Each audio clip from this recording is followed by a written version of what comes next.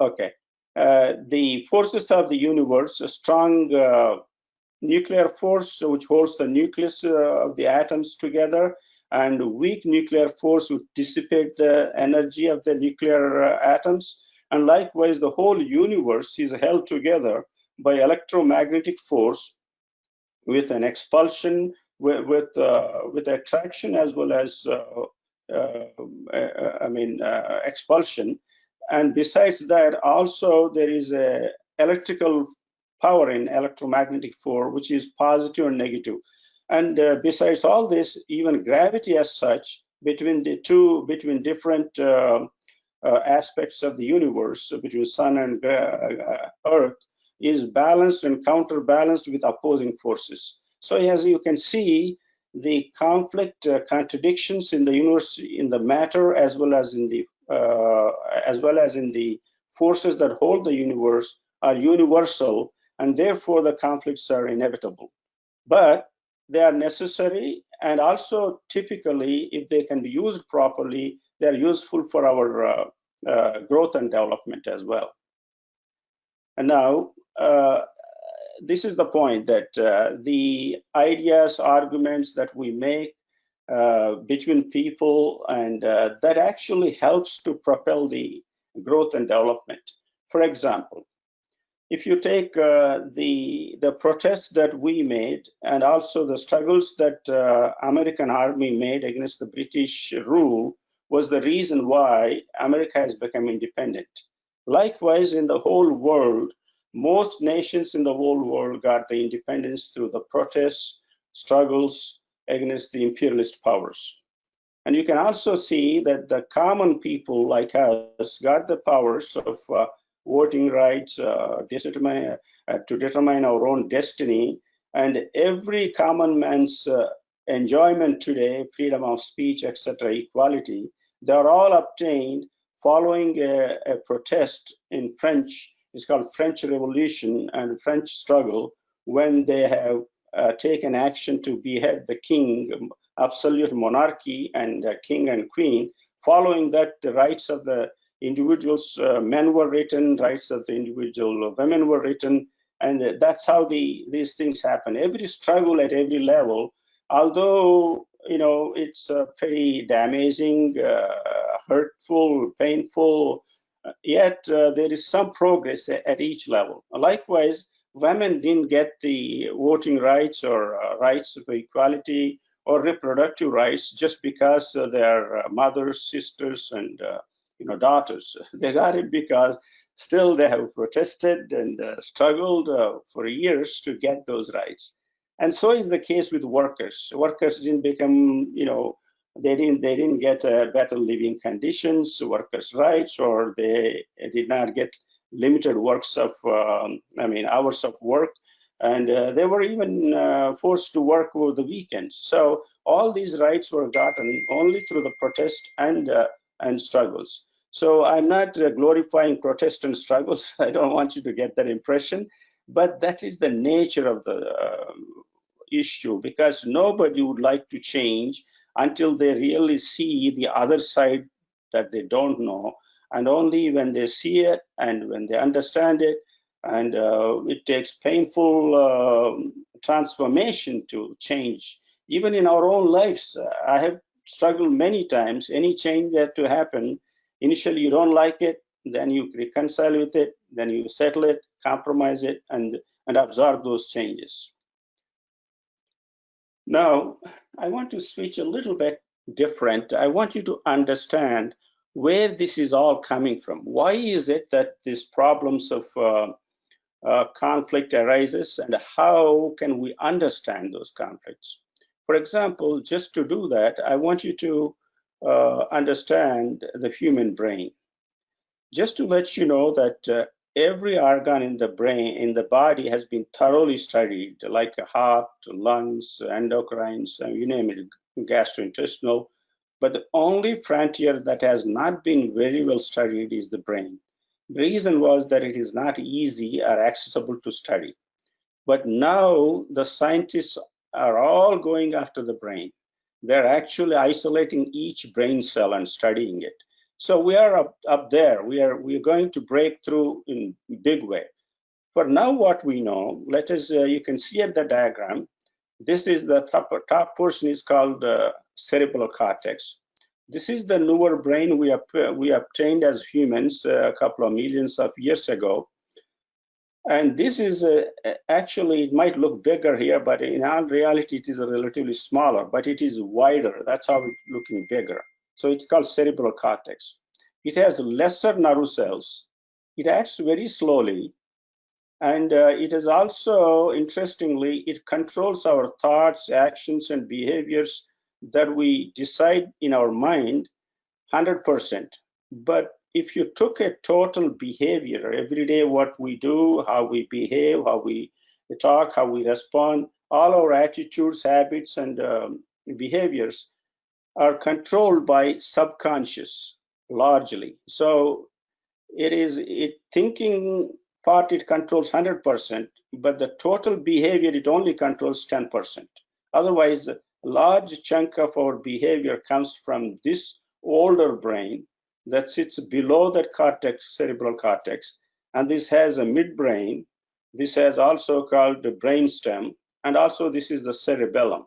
So these parts, which are the parts that develop to help the whole kingdom of animals, primates, etc. That's the brain we share from them, and that's the brain actually controls a lot of our behavior and attitudes. Therefore, my estimation is that we are human by 10%, and still animal natures of the animal are in us. Is like whatever the good and bad, that way. That's how our personality is split. Otherwise, we have a twin brain. It's not one brain. Two brains in one, and they both have different objects and different structure. It hasn't blended thoroughly. So that's where the problem comes with the conflicts. Now, conflicts at work, of course, you all know, I mean, it doesn't have to be a word conflict, but it is any disagreement or difference of opinion, disliking, whether it is internal feeling that somebody may have, they don't like the job, they don't like the salary, the perks, whatever internal struggle, if they have any. I hope that our family doesn't have that internal struggle, because any conflict went at work, whether internal like that or external, if you have a conflict with management, work style, your preferences may be different. It may be personality conflict or cultural differences, so that you may not like somebody's attitudes, behaviors. So these are all the reasonable issues that most people encounter. And obviously, any conflict makes you feel very uncomfortable, unhappy. You don't want to see that person. Teamwork is affected. It is very well known. We have hundreds of studies to indicate that when all the employees, most employees are together in mind and body, work together synchronized, performance is tremendous at the workplace, and happiness is tremendous. And performance, happiness, togetherness, teamwork, leadership, everything go together. So therefore, what we want to see is that if there are issues at the work, they should be addressed and resolved, but there should not be any animus or holding those ideas internally, even internally. Nobody can read your mind, and anybody, what they feel internally, sometimes not very clear outside. So the whole idea is, first thing is, let us accept the fact there will be some differences among smart people, working people. So it is not that no difference is good. It is good to have a difference and resolve the difference with the slight further steps forward progress. That is a better way to grow than suppressing conflicts or suppressing any difference of opinions. Next one. Conflict resolution. This is an important segment that we want to, the reason we want to resolve the conflicts, as I indicated to you, you want to have a clean mind. As long as conflict is in your mind, it's very tough to really be happy about it, or whether it is work or home. So it has to be conflict free, or you should be comfortable with that in some form or other. Now, how to resolve the conflicts is the question here. The first thing to do naturally, particularly if you are upset, even slightest extent, it doesn't have to be upset means that you're throwing a fit or emotional or saying something bad. It's just emotional, even internally. If you feel discomfort or uncomfortable, what you should do is cool off the emotion, cool off those uh, moment at that time. The few simple steps, there's very popular steps, is to you can walk away from the event. You can put the issue on the back burner. You may revisit it at a later time. But remember that virtually every issue has a solution available. There's nothing to worry about it. If, as the moment you get a problem, typically what we do, we get anxious, worried, concerned, and that type of thing. But typically, if you believe in it, the fact that I do believe, I've made that one of my dictums, that every problem can be resolved. Just be assured about that. That's the way things can go easy. So that's number one. Number two, then what you want to do is to categorize the problem. What is the category? You want to know, is this a financial problem, emotional problem, psychological problem, or internal problem? Within your own mind, you can decide. Any of those, once we categorize the problem, the reason is that's the only way you can address these issues. If you can, if emotionally it wraps up, it's impossible to resolve. If you categorize, if you isolate, take the single strand of the issue, then you can cut it one way or other. And there are other methods how to cut it. But basically, our goal is to isolate that strand of the problem and cut it, if we can, with with a pair of scissors. That's the best way to do it. And that's the exercise I do in my mind. How do I cut this issue? It's not that if that is the goal, then you'll be looking how to cut it. That's the thing. Now, the best thing, next important thing in resolution the conflict is to communicate well. I mean, this is an awesome weapon in anybody's armamentarium to resolving the conflicts. And I do believe I have that on me, and I have used it for life. What is this weapon? This communication is a skill that where, number one, first you should listen well. You should always listen as though you are in their shoe, with tremendous empathy. At the time of listening, never raise your own ideas. Don't raise your own defense. Don't formulate whether you agree or not. Even if it's the deadliest enemy, is talking rubbish, you think, you still be able to listen with an empty mind. So that's my dictum in my mind. And it gives a tremendous opportunities. You don't have to agree with the person. You might be disagreeing totally. But the very fact you listen, it establishes a trust that the other person will also listen. Most of the situations where people look very snobbery, powerful, very, rash and brash, they do that because it's not that they are really powerful inside. Internally, they're boiling with insecurity. I have seen many instances like that where you confront them with a calm mind, listening mind, and give a patient hearing, they cool down like, falling, falling ice or something like that. So the point is that communication is most important thing. And it has to be heart-to-heart communication because you really want to resolve the issue. You want to cut the issue. That's the whole idea. Wherever you're going with a boat, small or big, any problem, you want to cut it, make it clean in your mind. Now, the strategies that work for me the best is a win-win policy. Win-win, people sometimes misunderstand, thinking that you have to win 100%, 90%, 80%. No, even if you win 1%, 2%, it's okay. It's still a win for you, plus in your column. The other person wins 90%, it is okay. I don't mean you give up everything. That's not what I'm suggesting. But the idea about winning is win-win is not necessarily you have to be 50-50 or more than 50. But then you lose the spirit of the winning idea. If you are benefited in any way, just give up the whole thing if you have to, given the situation it is. So, and win-win also, sometimes you may not be able to resolve the problem, something like you agree to disagree, and yet you can part your ways. There are many other ways that you can compromise. Sir, I can't agree with you, you can't agree with me, let's go this way, whatever the path you can go down.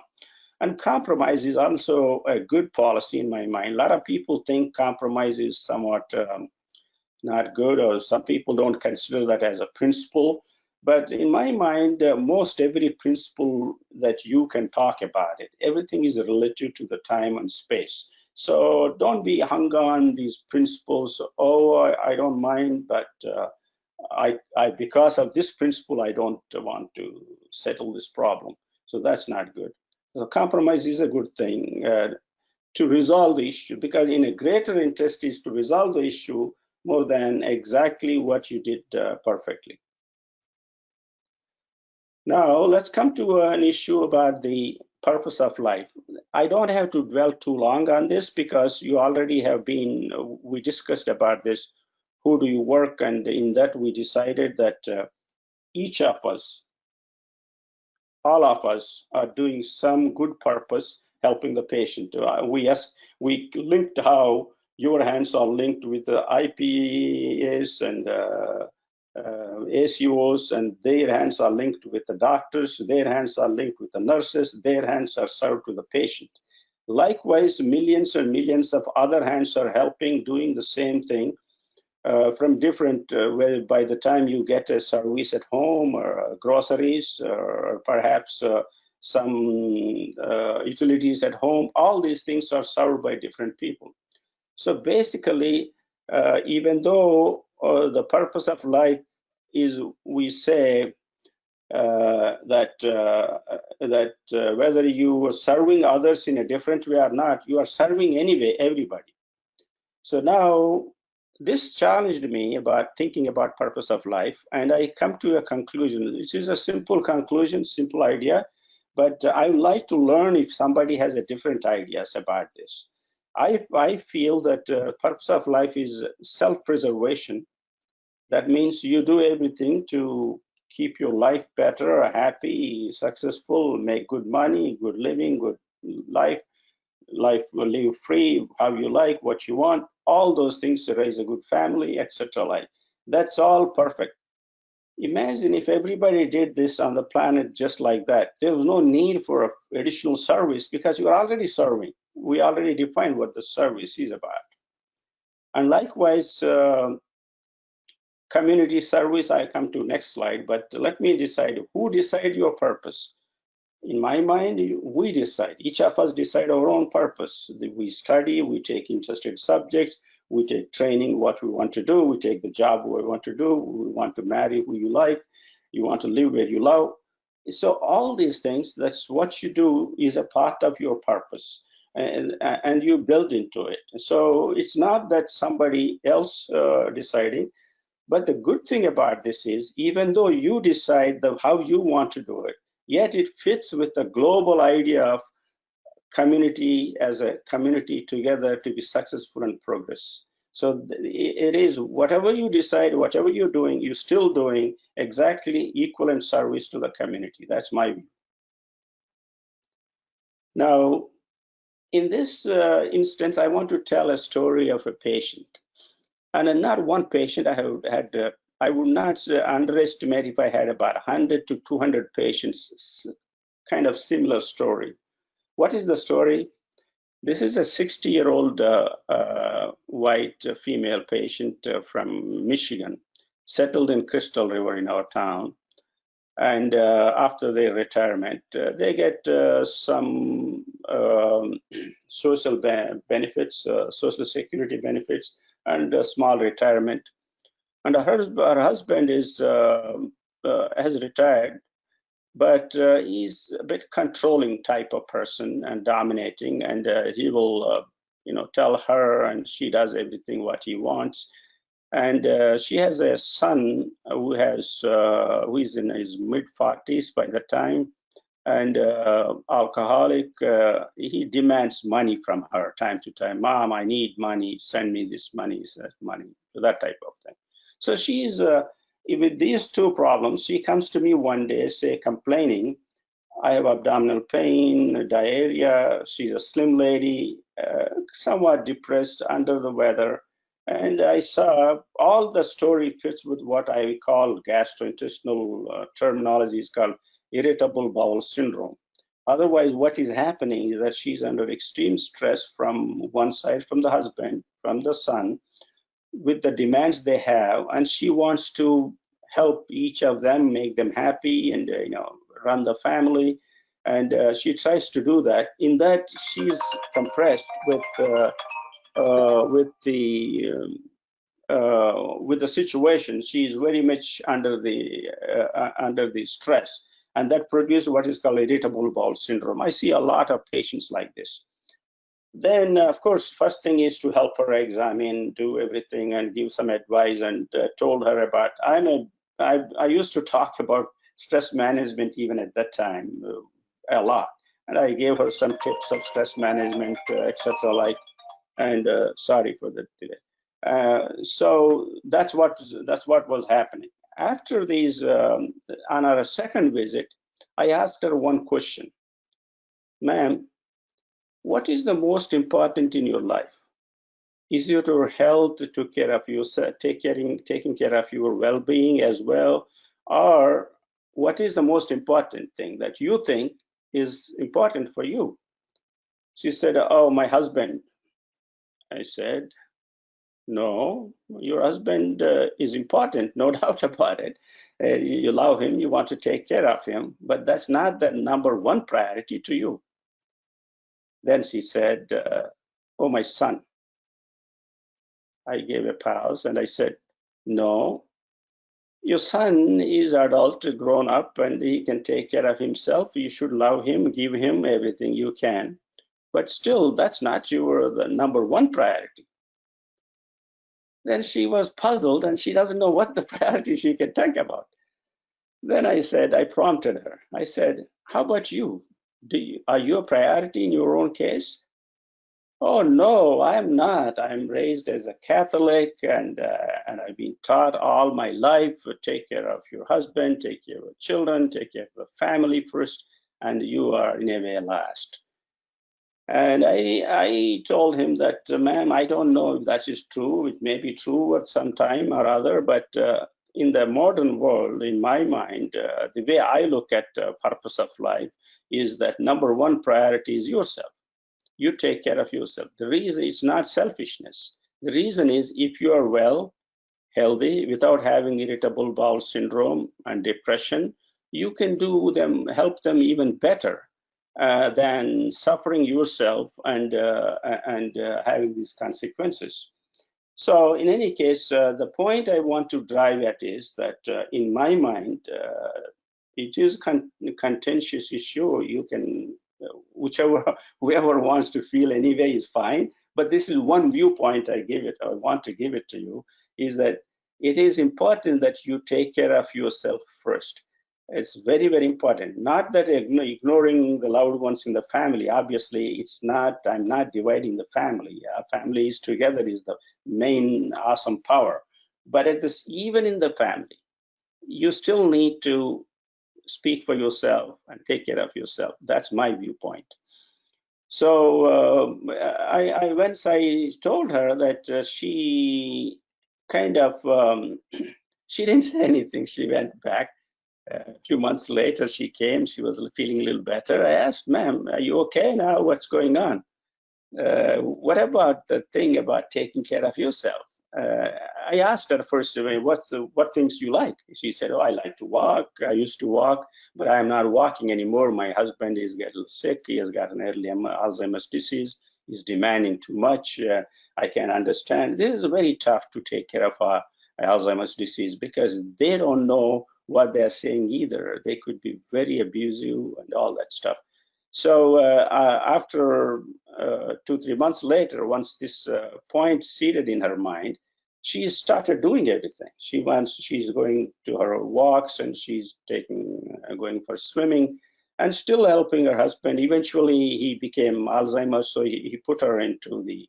She put him into the nursing home, and And she also developed courage to tell her son that if she doesn't have money, she would say, no, son, I don't have any money. Of course, she had given when she had money. But the point is that she asserted her life to her own well-being enough so that she can still help them even better while her life is resurrected as well, the way I see it. And this is not one patient, believe me, this would not be, I'm not exaggerating. If I didn't advise this, at least 1 in 10 among women, the grown-up women, will be surprised. That's how common it is happening. It's nothing to do with Catholic only, but somehow I had a lot of Catholic patients also. So I don't know, whatever it was. In any case, so that's the lesson that I want to talk about self-help wise. It is not greediness or selfishness to take care of you. Of course, people cross that way, and it's not too good to be greedy or selfish, but at the same time, it's good to be self-preserving so that you can help others better. Now, as far as the community help, are we okay? Hello? Yes, you're just not, I'm sorry, yeah, you're just not sharing your screen anymore. Okay, I don't know what happened. I thought oh, I see. Maybe it will come back. Sorry. But anyway, almost it is done. The last, should I press it again? Maybe, well, let me see if I can. No, probably not. Anyway, the last slide that I wanted to show was, okay, good. Thanks. Purpose of life. One is over. Self-help, we talked. Helpful community.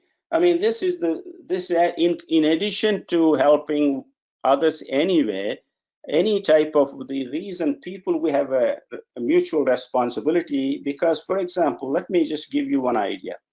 So now in this COVID situation, people are asking us, even government mandated to us to wear a mask, right? So just think about it. When you wear the mask, are you protecting just you or protecting the community? We know we do both, aren't we? So the point is that anything you do better for you actually is better for the community as well. That virtually everything is. Otherwise, these two are not opposite things. They both are the same sword in one coin. On both, it shows the both faces of the single doing. So that's how the helping the community is. Of course, we help community because we share the planet, air, earth. I mean, it's just everything. We share, lives together. Because if one life is not existensible, not livable, nobody can live. If one human is threatened, humanity is threatened. So that's how intricately we are connected, because our DNA is the same 99.99%. I mean, it's good to be able to everybody enjoy the life and do the best they can. But remember one thing, that no matter what level you're working, you're always standing on the shoulders of many others around you. If the higher you go, you are standing on the shoulders of many more people, on the backs of many more people.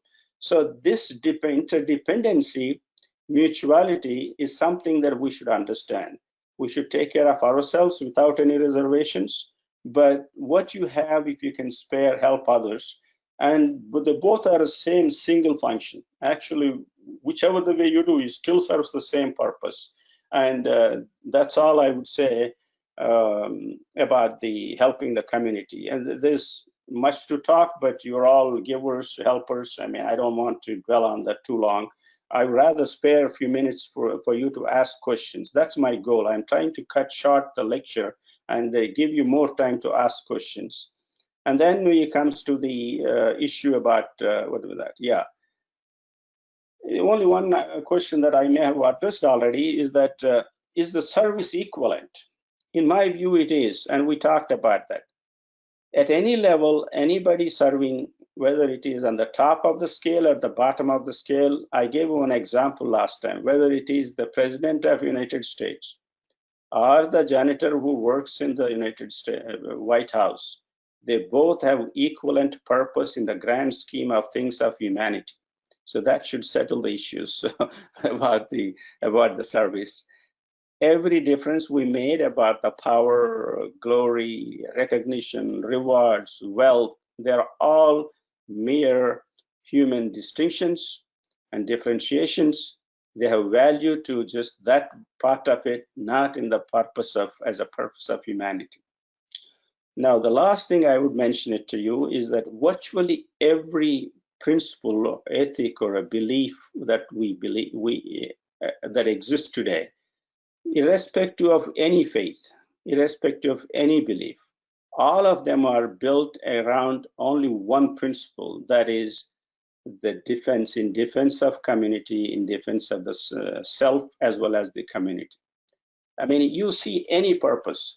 The reason is it may be at different times, different principles have come up, and there is a historical context to certain value systems.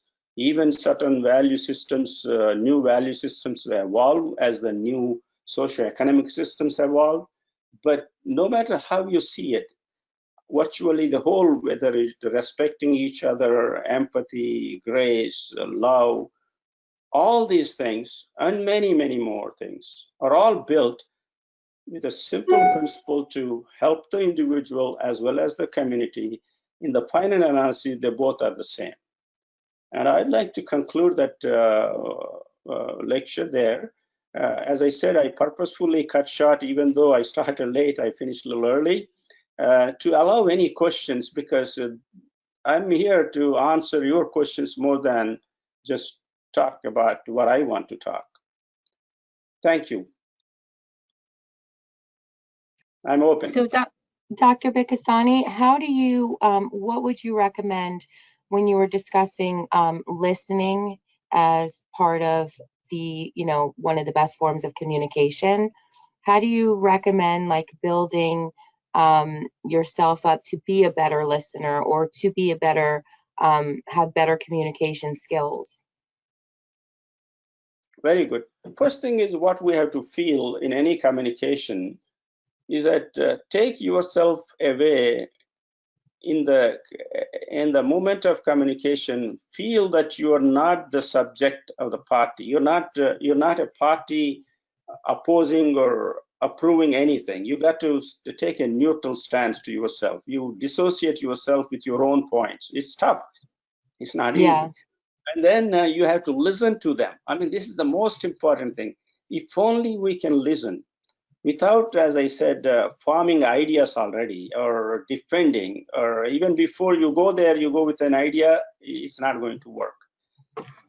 We have to be very frankly, openly, we should ask them, what can I do? What is the problem? And at that time, when you are listening, you must really listen only, not process the argument or ideas, agree, disagree, nothing to do with it. Just listen. And there's a second thing you do, acknowledge them. This is the most important word. I'm glad you asked this question. I have my colleagues. I mean, these things I've exercised at different levels in my practice. I have a colleague that he had issues with his spouse. Just to tell you that intimate issues also come to my mind. And she is very upset, angry about not coming to home early enough and or taking care, any other issues, whatever. I mean, sometimes, these things come in families and all that. So he was telling me, Purna, how do I handle this issue? He asked me. I told him that even if whatever she is saying, listen all that and tell her, I understand. That's the first word you will say. Anytime you say anything, you say, darling, I understand that. The reason is that the moment you say, I understand to any person, that means you're acknowledging that you understand their viewpoint. Not that you agree with that, but what happens is that immediately they drop their weapons lower and lower. Oh, he understands the problem. I see. And also what it does, even the guy who says I understand, also he'll try to understand. Maybe there is something there. So this is the thing: the accepting the fact, listening with empty mind, and the saying I understand. Even if you don't understand thoroughly, you can ask some questions if you want to. And it may not. He used to do that. He did that first. He will listen. He will only say understand, darling, and you go walk away. But after 2 or 3, 4 weeks later, the same thing, whenever she flared up, he used that one. Gradually, the conflict went down and down. And about 2, 3 months later, I asked him, hey, how are you getting on? No problem, I understand. So, But you're so right, it probably does de-escalate the situation right from the get-go just by listening and yeah. understanding, even if you don't agree with their viewpoint. And also tell them they will be very furious, upset on all that. Listen to all that. I understand you are emotionally upset. I understand that. But how about, let us say, what's the reason that's making you upset so much? Because you see, this maybe I wasn't clear there. You see, mind, cortical mind, the brain, this part is thinking mind, and this part is all the bottom part is emotional mind. What is happening? These ideas go down to this mind, which is a hippocampus, amygdala. They get wrapped up and infuriated, and they tight fist. And in this situation, you can't do anything. They have to somehow, we have to say understand, let them speak, let them come, then they will understand what their problem is. Until that time they don't understand either, because there is Right, a fully charged issue. right. So I mean, emotion doesn't have to be, necessarily bad rash language. Even if they feel uncomfortable, that's an emotion. Even Of if they feel course. hesitant to tell, that's an emotion. So these are the things. If the moment they lose those emotions attached to the issue, when the issue is there, you can always have a solution. I can assure you that there's no issue. It may be something, even not having a solution is also a solution. It doesn't mean that Right? Yeah. solution. You may say, look, this issue has no solution, and we have to leave it alone. We can't do this any That's other way. like agreeing to disagree. Yeah. Yes. Go ahead. Any other questions, please? If I'm the follow-up questions for that, anything, please feel free to ask me anything.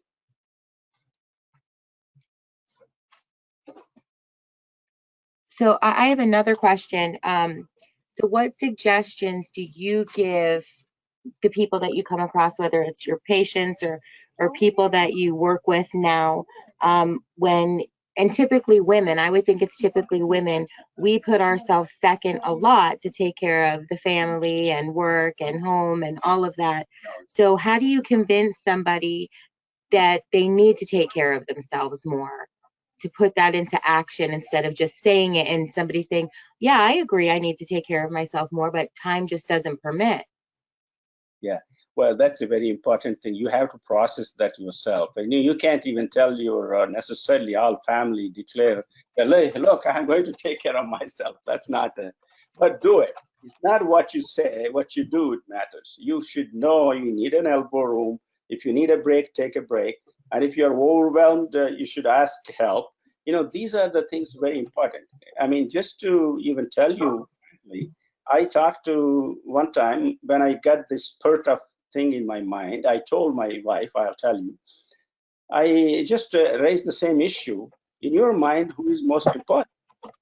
This has become a standard question to all my patients. So whoever comes into this realm of conflict, I ask them, who is the most important person in your who you want to fix yourself fix first. And I tell them, in my own family, for example, I told my wife, she's the priority for herself, I come next, and the family children in the same part. But basically that type of feel is nothing wrong. And I told her that way, and I do the same thing. The reason is, other person can be you, no matter how much you may be you may have it, and because we don't know what's in your mind, how much stress you are going through. So open up and share with the loved ones about that. Look, this is I can't do this. You have to share with it. Believe me, If you start telling them, they will understand also. This is understanding. It comes from communication too. Absolutely. That's the It's all same. a part of effective communication, I guess, right?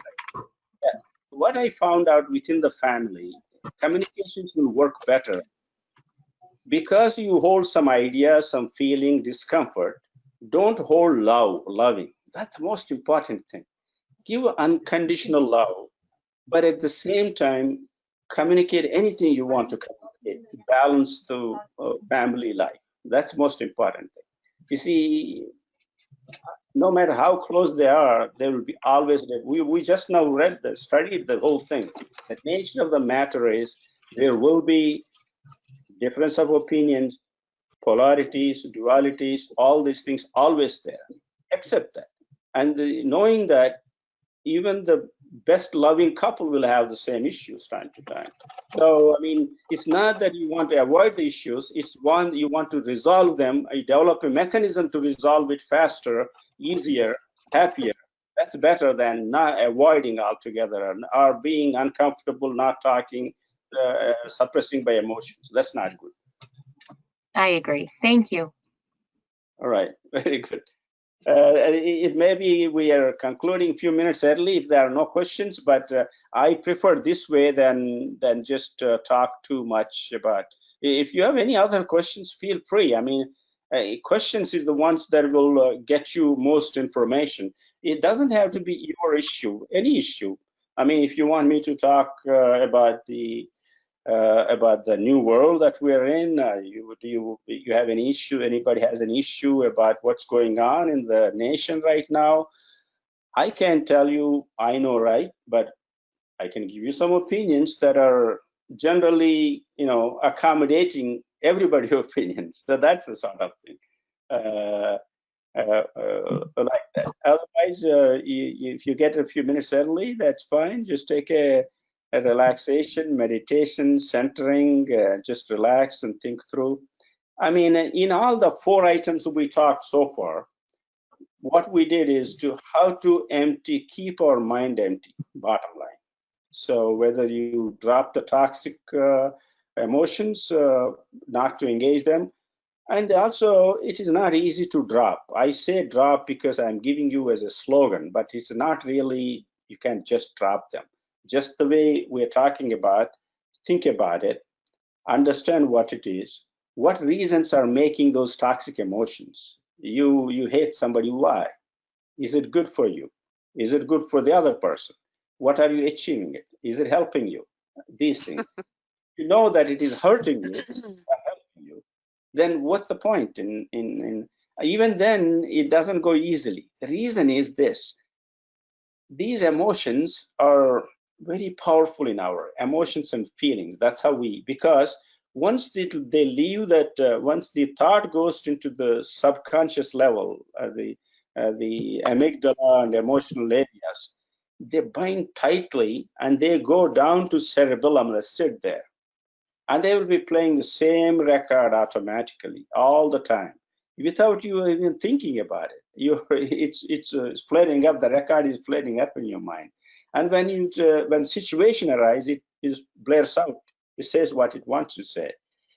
That's the reason in future lectures is going to come what's called consciousization. You need to bring those feelings, ideas to your cortical mind, examine them, and so that you can take them down. Otherwise, we are trying to rationalize our behavior, which is not rational. 90% is not rational. We're just going emotional. So to liberate an emotional brain into a rational mind, it is a process. It's called awareness developing. That's how my association, my nonprofit awareness was born. I gave that awareness. That's the reason I want. Otherwise, in my mind, we are still largely, animal features built or subhuman certain extent. I mean, to say that word. I mean, those are not good words to say, but just I want to convey the meaning what I meant. So we have a lot of, well, you may say devil inside, if you call. That's the way. And we see many people, I mean, the kind of things happen in the society. is clearly obvious what's happening. And it may not be in that proportion in us, including me. I still harbor those negative emotions, no question. But what I do now, I know I should struggle with them, liberate them, and try to overcome them. It takes time. At a given moment, I am not liberated, but I can liberate slowly if I want to, thinking through and let them go. So I hope that you can empty your mind with those 4 items that we talked about it, and knowing resolving conflicts helps immensely, and understanding the purpose that you're serving the humanity is also important. If that is the thing, that's the basis of your thinking, that's the basis of your feeling, you will have the same respect to anybody, even though they may not be in your thinking level, not that contributing level. Even then, they're doing what they can, and that's how we have to understand. And that's the way you can reconcile your own mind, not to hold any grudge or feeling or bias, ill feeling about anybody else. About that, we are just about 9:27. Give you 2 minutes to disperse if you want to.